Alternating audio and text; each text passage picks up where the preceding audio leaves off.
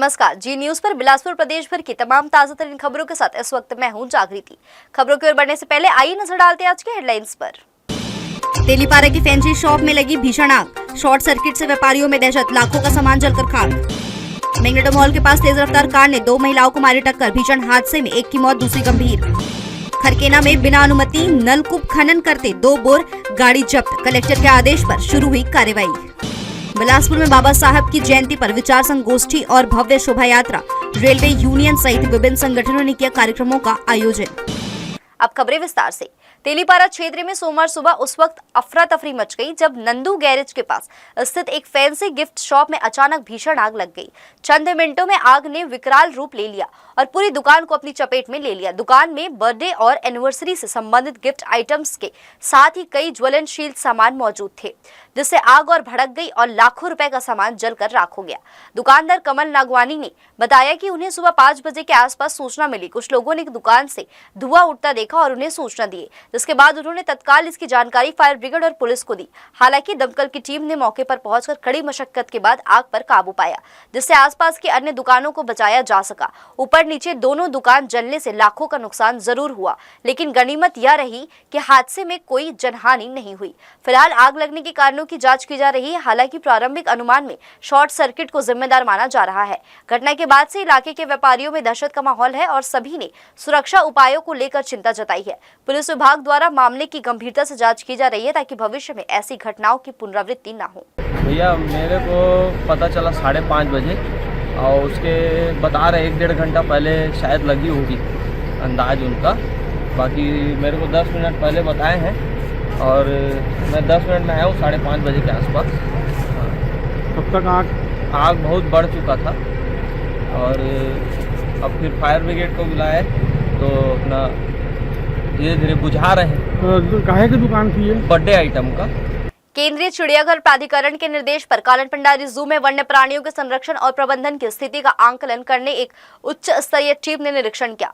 Team में शामिल Lakshmi Narasimha are निदेशक अनुसंधान, गायामित्र कलेक्टिव फैसिलिटी और डॉक्टर संजय कुमार शुक्ला पूर्व सदस्य सचिव, केंद्रीय चिड़ियाघर प्राधिकरण ने सुबह 9 बजे से शाम 6 बजे तक जू का विस्तार से मुआयना किया। निरीक्षण के दौरान टीम ने गर्मी के मौसम में जानवरों को राहत देने के लिए किए गए इंतजामों और वन्य जीवों के रखरखाव की व्यवस्थाओं की सराहना की। जू प्रबंधन द्वारा वन्य प्राणियों के रिकॉर्ड को सुव्यवस्थित ढंग से संजोने की भी तारीफ की गई। निरीक्षण के बाद टीम ने जू की व्यवस्थाओं को प्रशंसनीय बताया और इसे अन्य चिड़ियाघरों के लिए उदाहरण योग्य बताया। हालांकि टीम ने भविष्य की जरूरतों को ध्यान में रखते हुए कुछ सुझाव भी दिए, जैसे कुछ प्रजातियों की अधिक संख्या को संतुलित करने के लिए अन्य चिड़ियाघरों में स्थानांतरण और कुछ संरचनात्मक सुधार। कुल मिलाकर यह दौरा कालन पिंडारी जू के लिए न सिर्फ सराहना का माध्यम रहा, बल्कि उसे और बेहतर बनाने की दिशा में एक प्रेरणादायक कदम भी साबित हुआ। सिविल लाइन थाना क्षेत्र की रहने वाली श्वेता दुबे साइबर ठगी का शिकार हो गई। 15 मार्च 2025 को टाटा प्ले का बिन्स ऐप बंद कराने के लिए उन्होंने कस्टमर केयर नंबर पर कॉल किया, जिसके बाद एक अन्य नंबर पर संपर्क करने को कहा गया। कॉल रिसीव करने वाले ने खुद को टाटा प्ले का कर्मचारी बताया और ओटीपी मांगा। ओटीपी साझा करते ही उनके SBI खाते से 94,001 रुपए निकाल लिए गए। ठगी की जानकारी श्वेता को मोबाइल पर आए बैंक मैसेज से हुई, जिसके तुरंत बाद उन्होंने सिविल लाइन थाने में शिकायत दर्ज कराई और फोन पे ट्रांजैक्शन की प्रति सौंपी। पुलिस ने मामला गंभीरता से लेते हुए बेनस की संगीन धाराओं और IT एक्ट के तहत अपराध पंजीबद्ध कर जांच शुरू कर दी है। यह घटना एक बार फिर साइबर सुरक्षा को लेकर सतर्क रहने की चेतावनी देती है।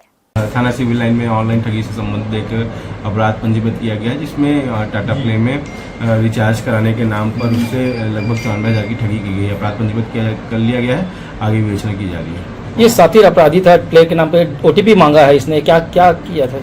प्रार्थी के द्वारा रिचार्ज करा लिया गया था, उससे उसकी मोबाइल से अधिक रकम कट गई थी, जिसमें उसने इंटरनेट के माध्यम से रिफंड वापस पाने के लिए संपर्क किया।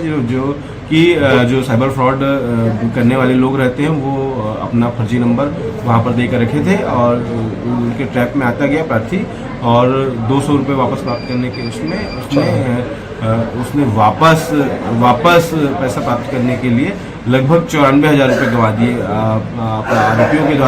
अपराधियों के द्वारा इसे OTP बताने के लिए कहा गया और OTP इसके द्वारा बताने पर लगभग 94,000 की ठगी हुई। बिलासपुर शहर में एक बार फिर तेज रफ्तार का कहर देखने को मिला जब सोमवार की सुबह रामा मैग्नेटो मॉल के पास भीषण सड़क हादसा हो गया। व्यापार विहार की ओर से आ रही तेज रफ्तार कार ने सड़क पार कर रही दो महिलाओं को जोरदार टक्कर मार दी, जिसमें एक महिला अंजू टंडन की मौके पर ही मौत हो गई, जबकि दूसरी महिला गंभीर रूप से घायल हो गई है और उसे इलाज के लिए अस्पताल में भर्ती कराया गया है।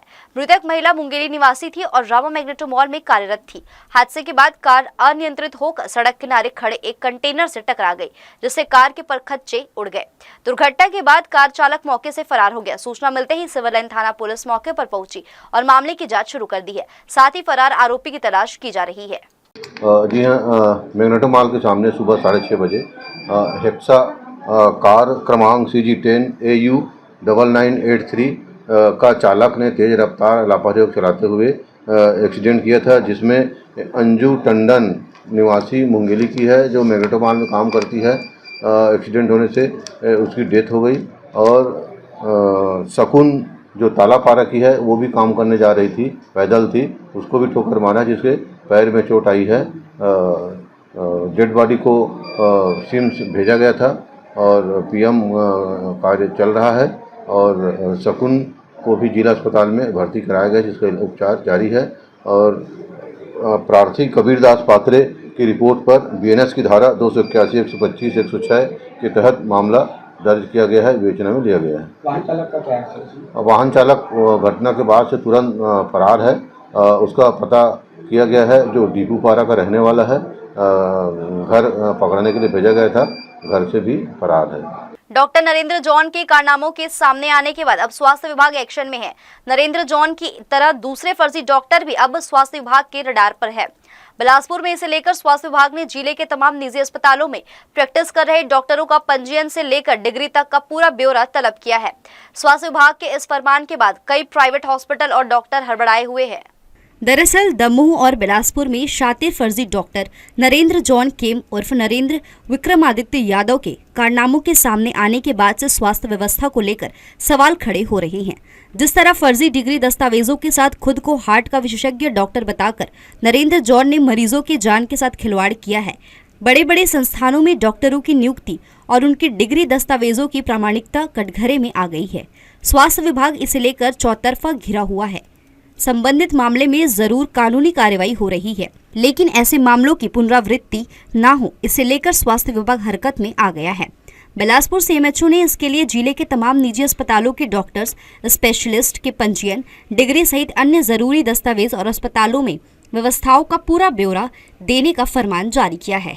CMHO की माने तो इसके जरिए फर्जी डॉक्टर नरेंद्र जॉन जैसे चेहरों की पहचान व अस्पतालों की व्यवस्था वेरीफाई होगी। संबंधित जानकारी को वेरीफाई कर इस पर आगे कार्रवाई सुनिश्चित की जाएगी। और ये फर्जी डॉक्टर का प्रकरण आया, वहाँ के पूरा दस्तावेज जिस समय पर ये था वहाँ पर बदस्त था, उसका मांग किए हैं और पूरा जितना भी जांच किया होगा उनके द्वारा इलाज किया गया हो उस दौरान उसका डिटेल मांगा गया है कि अभी क्या स्थिति में रहे वो लोग, और दूसरा उसका नियुक्ति कैसे हुआ और उनके डॉक्यूमेंट्स का पूरा जाँच किया गया कि नहीं। और उस समय मुझे ये भी पता चला है कि कुछ जांच हुआ था, एक घटना अपने डॉक्टर हमारे राजेंद्र प्रसाद शुक्ला जी माननीय पूर्व विधानसभा अध्यक्ष जी के जो मृत्यु हुआ उसके संबंध में, तो पूरा उससे डिटेल मिला नहीं है। परंतु जिस तरह से हमारे डॉक्टर YS दुबे उनके अध्यक्ष थे वो समिति के, उनके द्वारा बताया गया कि उसे फर्जी ऐसा महसूस तो हुआ था, परंतु उनकी डिग्री वो प्रस्तुत किए थे, इसलिए पूरा क्लियर नहीं कर पाए हम लोग। तो उसके अनुसार हमको जानकारी पूरा पुलिस से मांग किए गए हैं और साथ में बिलासपुर ज़िले में जितने भी अस्पताल निजी भी चल रहे हैं उनसे भी एक आग्रह किया गया है कि अपने यहाँ जितने भी डॉक्टर उनका रजिस्ट्रेशन को वेरिफिकेशन करें, अपने यहाँ रखने से पहले या नाम प्रचारित करने के पहले पूरा संतुष्ट हो गए तभी अपने संस्थान में उनको रखें। सर्वप्रथम तो हम चाह रहे हैं जो सुपर स्पेशलिटी है, जो बाहर से आए रहते हैं, उनका जाँच तो ज़रूर होना चाहिए, जो MCH, MD और कई DNB हम किए करके आते हैं। और दूसरा उसके बाद जो भी यहाँ से MD, MS एवं MBBS और अन्य पैथीम भी जो इलाज कर रहे हैं उनका भी जांच के लिए हम बोले हैं, उनका पूरा रजिस्ट्रेशन नंबर मंगवाए हैं उनसे। इधर स्वास्थ्य विभाग के फरमान के बाद कई निजी अस्पतालों और डॉक्टर्स के बीच हड़कंप मचा हुआ है, जिनके डिग्री दस्तावेजों और पंजीयन के साथ अस्पतालों में विसंगतियां हैं। वे सकते में हैं। हालांकि लंबे समय से प्रैक्टिस कर रहे डॉक्टर और IMA के पदाधिकारी इसे जरूरी बता रहे हैं उनका कहना है कि जिस तरह डॉक्टर नरेंद्र जॉन का मामला सामने आया है, उसके बाद ये जरूरी हो गया है कि ऐसे फर्जी डॉक्टरों और संस्थानों की पहचान हो, लेकिन इसके साथ ही झोला छाप डॉक्टरों पर कार्रवाई और शासन स्तर पर भी प्राइवेट डॉक्टरों की डिग्री और पंजीयन के पूरे ब्यौरे के साथ वेरिफिकेशन प्रामाणिकता की जांच की व्यवस्था सुनिश्चित होनी चाहिए। केंद्र सरकार अभी नियम लाई है जिसको क्लिनिकल इस्टेब्लिशमेंट एक्ट बोलते हैं, CEA। उस नियम में यह प्रावधान है कि कोई भी एलोपैथिक प्रैक्टिस करने वाला डॉक्टर अपने जितना भी डॉक्यूमेंट्स है स्टेट मेडिकल काउंसिल या फिर सेंट्रल मेडिकल काउंसिल में रजिस्ट्रेशन कराए। वहाँ उसको स्पेसिफिक रजिस्ट्रेशन नंबर मिलता है, वो मिलने के बाद ही वो प्रैक्टिस करने का प्रावधान है। और जैसे बिलासपुर में है तो हमारे यहाँ इस ज़िला में अगर मेरे को प्रैक्टिस करना है तो मैं यहाँ स्थानीय CMHO में जा कर के अपना एप्लीकेशन दूंगा कि मैं फ़लाना नाम का डॉक्टर हूँ, ये मेरा रजिस्ट्रेशन नंबर है, ये मेरा डिग्री है और यहाँ मैं प्रैक्टिस कर सकता हूँ। तभी अगर मैं यहाँ पे प्रैक्टिस कर सकता हूँ, अन्यथा वो इलीगल माना जाए। बहरहाल डॉक्टर नरेंद्र जॉन के कारनामों के बाद हरकत में आए स्वास्थ्य विभाग की फरमान का आगे क्या असर होगा देखना होगा, लेकिन इससे एक बात तो साफ है कि आज की स्थिति में स्वास्थ्य विभाग के पास अपने जिले के ही डॉक्टरों का प्रामाणिक ब्यौरा उपलब्ध नहीं है। जी न्यूज़ के लिए प्रियंका सिंह की रिपोर्ट। शिक्षा विभाग द्वारा पूरे 15 वर्षों के लंबे अंतराल के बाद कक्षा 5वीं और 8वीं की बोर्ड परीक्षाओं का आयोजन किया गया। परीक्षाओं के सफल आयोजन के पश्चात अब उत्तर पुस्तिकाओं के मूल्यांकन का कार्य तेजी से चल रहा है। इस बार उत्तर पुस्तिकाओं की निष्पक्ष जांच सुनिश्चित करने के उद्देश्य से मूल्यांकन की प्रक्रिया ब्लॉक बदलकर करवाई जा रही है, जिससे किसी भी प्रकार की पक्षपात की संभावना समाप्त हो सके। इसके लिए जिले के प्रत्येक ब्लॉक में 4 मूल्यांकन केंद्र स्थापित किए गए हैं। इन केंद्रों पर अनुभवी शिक्षकों की निगरानी में उत्तर पुस्तिकाओं की गहनता से जांच की जा रही है। फिलहाल मूल्यांकन कार्य अपने अंतिम चरण में है और अधिकारियों द्वारा समयबद्ध तरीके से कार्य पूर्ण करने के लिए विशेष निगरानी की जा रही है। परीक्षा परिणाम को लेकर विद्यार्थियों और अभिभावकों में उत्साह और जिज्ञासा का माहौल बना हुआ है। 5वीं और 8वीं बोर्ड परीक्षाओं के परिणाम आगामी 30 अप्रैल को एक साथ पूरे राज्य भर में घोषित किए जाएंगे। शिक्षा विभाग का मानना है कि इससे न केवल विद्यार्थियों की शिक्षा की गुणवत्ता का सही आंकलन हो सकेगा, बल्कि यह भविष्य में शिक्षा प्रणाली को अधिक पारदर्शी और उत्तरदायी बनाएगा। शहर में लगातार बढ़ती गर्मी के बीच संजय तरण पुष्कर स्विमिंग पूल लोगों के लिए राहत और ठंडक का सबसे पसंदीदा स्थान बनता जा रहा है। नगर निगम द्वारा संचालित यह स्विमिंग पूल इन दिनों शहर वासियों की पहली पसंद बन गया है। तापमान 40 डिग्री के पार पहुंच चुका है और ऐसे में यह स्विमिंग पूल पूरे शहर की तपिश को मात देने का बेहतरीन जरिया बन चुका है। इस बार पूल प्रबंधन द्वारा विशेष व्यवस्था की गई है।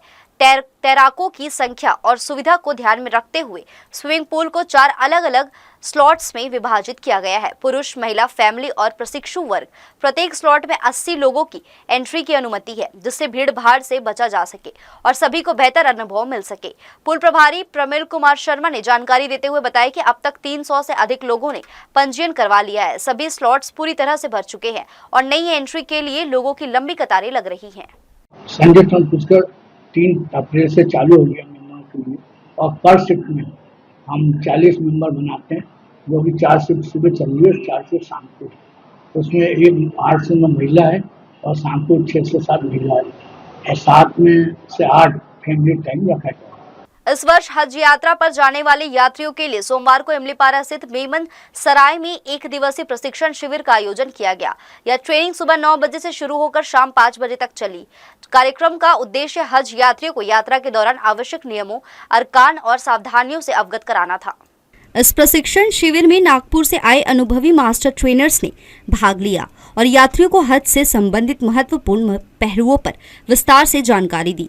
उन्हें मक्का और मदीना में होने वाली तमाम धार्मिक प्रक्रियाओं को किस तरह सही ढंग से निभाना है, उसकी चरणबद्ध जानकारी दी गई। साथ ही पासपोर्ट, वीज़ा, एयरपोर्ट प्रक्रिया, इहराम पहनने का तरीका और हज की नियत के बारे में विस्तार से समझाया गया। ट्रेनर्स ने बताया कि हज यात्रा में मिना,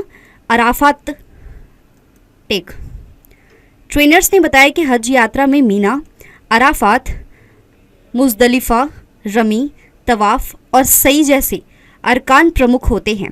यात्रियों को इन सभी अरकानों की धार्मिक और व्यवहारिक जानकारी दी गई ताकि वे बिना किसी भ्रम के अपनी हज यात्रा पूरी कर सके।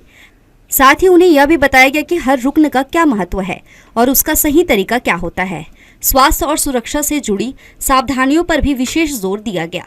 जैसे गर्मी से बचाव, पानी का सही सेवन, थकान से बचने के उपाय, दवा और मेडिकल किट की जानकारी तथा कोरोना या अन्य संक्रामक बीमारियों से किस तरह सतर्क रहना है, इन सभी पहलुओं पर विस्तार से मार्गदर्शन दिया गया।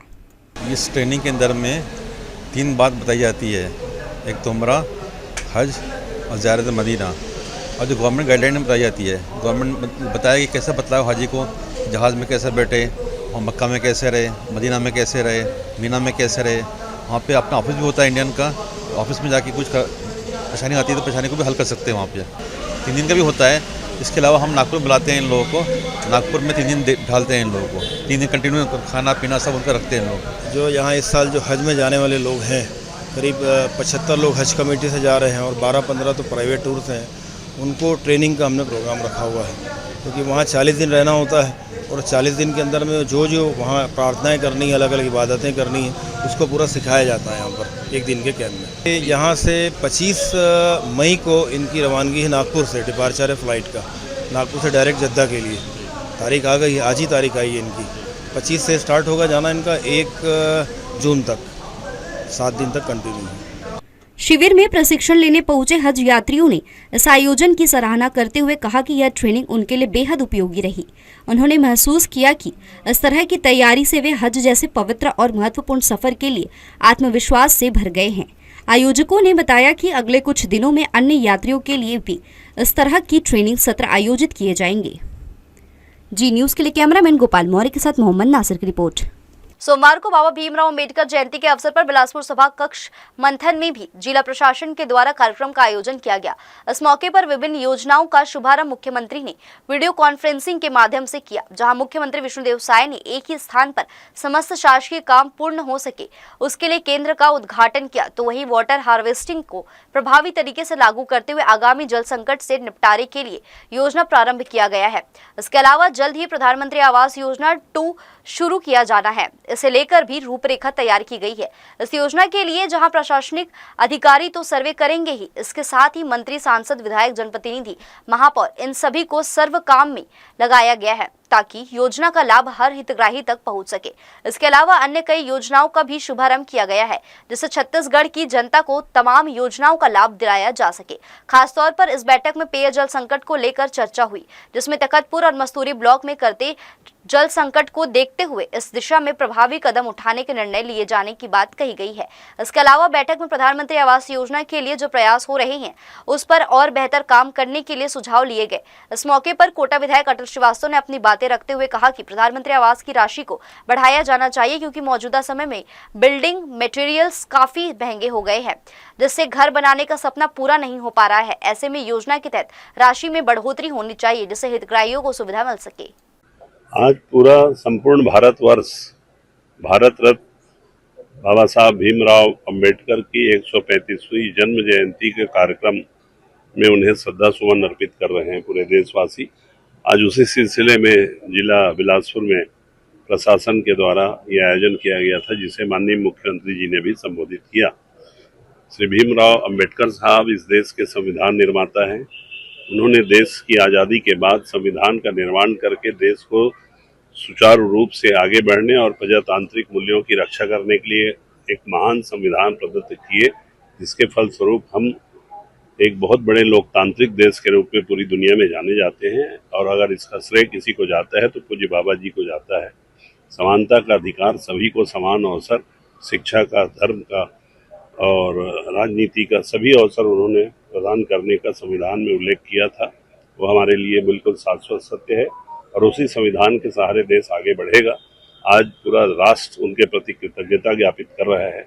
उसी कड़ी में हम लोगों ने भी उनके चरणों में अपने श्रद्धा सुमन अर्पित किए और उनके प्रति अपनी कृतज्ञता ज्ञापित किए। माननीय मुख्यमंत्री जी ने प्रधानमंत्री श्री नरेंद्र मोदी जी के निर्देशानुसार कई योजनाओं को आज उन्होंने लॉन्च किया, जिसमें ग्राम पंचायतों में एक सेंटर की स्थापना की गई है, जिसमें सभी प्रकार के भुगतानों का वितरण होगा और लोगों को जन्म प्रमाण पत्र, मृत्यु प्रमाण पत्र सहित अन्य सुविधाएं दी जाएंगी। वाटर हार्वेस्टिंग को भी लागू करने के लिए आज एक संकल्प पारित हुआ है, ताकि हम जल की रक्षा कर सकें और जल संकट से हम अपने देश को, अपने आप को बचा करके अब सुरक्षित रह सकें। भारत रत्न डॉक्टर भीमराव अम्बेडकर जी की आज जयंती है। उस उपलक्ष्य में प्रशासन ने यहाँ कार्यक्रम रखा था, जिस पर चिंता व्यक्त की गई, खासकर पानी के संकट को लेकर चिंता व्यक्त की गई कि जिस तरीके से मस्तूरी और तखतपुर बहुत क्रिटिकल जोन में है और पानी का स्तर नीचे लगातार गिरते जा रहा है, आने वाले समय में बोरिंग भी काम नहीं करेगी, उसको लेकर एक यहाँ पर चिंता प्रकट की गई। सभी जनप्रतिनिधियों ने और जिला प्रशासन ने इस बात को कहा है कि आने वाले समय में पानी संकट से कैसे उबरा जाए, इसकी एक रूपरेखा तैयार की जाएगी। और दूसरा, प्रधानमंत्री आवास का जो द्वितीय चरण चालू हो रहा है, उसमें एक सामाजिक सरोकार भी उसमें सम्मिलित किया गया है कि जितने जनप्रतिनिधि हो, चाहे वो सरपंच हो या जिला पंचायत हो या विधायक हो, वो भी किसी को आइडेंटिफाई कर सकते हैं, चिन्हित कर सकते हैं, उसको प्रधानमंत्री आवास के लिए उसका नाम दिया जा सकता है। एक अच्छी पहल मुझे लगता है। पर जो दूसरा पहलू है कि प्रधानमंत्री आवास के लिए जो 1,20,000 रुपये मिल रहा है वो नाकाफी है। उतने में रेत की कीमत आसमान छू रही है, गिट्टी की कीमत आसमान छू रही है, सीमेंट पर कोई कंट्रोल नहीं है। तो उतने पैसे में आप प्रधानमंत्री आवास नहीं बन पा रहा है, तो कहीं ना कहीं प्रशासन को जो रेत के तथाकथित माफिया उन पर भी रोक लगाई जानी चाहिए ताकि प्रधानमंत्री आवास बन सके। सरकारी कामों में भी इन सब चीज़ों की जरूरत पड़ती है, वो भी काम रुके हुए हैं, उस पर भी कार्रवाई की जानी चाहिए। सब बातों पर अच्छी चर्चा हुई है, मुझे लगता है कि आने वाले समय में इसका रिजल्ट आएगा। बुलेटिन में खबरें भी और भी है, वक्त तो चले एक छोटे से ब्रेक, हम लौटेंगे जल्दी छोटे से ब्रेक के बाद।